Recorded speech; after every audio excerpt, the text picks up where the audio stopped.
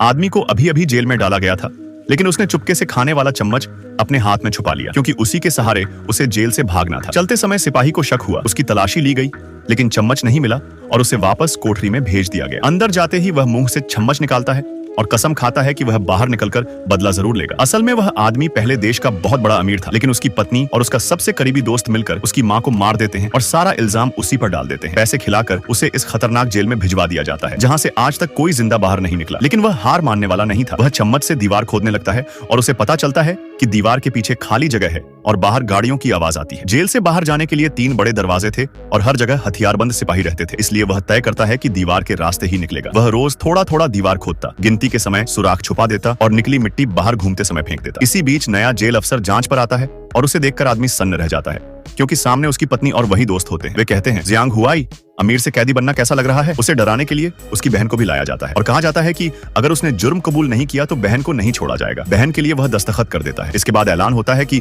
7 दिन बाद उसे सजा दी जाएगी और उसकी बहन की जबरदस्ती एक अमीर घर के पागल लड़के से शादी तय कर दी जाती है। जब वह वापस कोठरी में आता है तो देखता है कि तिजोरी में एक बंदूक रखी है। वह तय करता है कि 7 दिन में जेल से भी निकलना है और बंदूक भी लेनी है। तभी 3 खतरनाक कैदी उसे पीट देते हैं और उसे अस्पताल ले जाया जाता है। वहां उसकी नजर एक बड़े पिन पर पड़ती है और वह उसे अपने जख्म में छुपा लेता है। वापस आकर वह सिपाहियों को दरवाजा खोलते देखता है और समझ जाता है कि पासवर्ड 4 नंबर का है। उसे दूध के डिब्बे में टेप मिलती है और वह टेप को पासवर्ड वाले बटन पर चिपका देता है। बाद में टेप निकालने पर 4 उंगलियों के निशान दिख जाते हैं। रात को वह नंबर आजमाता है और दरवाजा खुल जाता है। वह तिजोरी से बंदूक निकालता है और दीवार का काम तेज कर देता है। आखिरी दिन दीवार टूट जाती है। आगे क्या हुआ जानने के लिए चैनल को सब्सक्राइब करो और कमेंट में पार्ट 2 जरूर लिखना।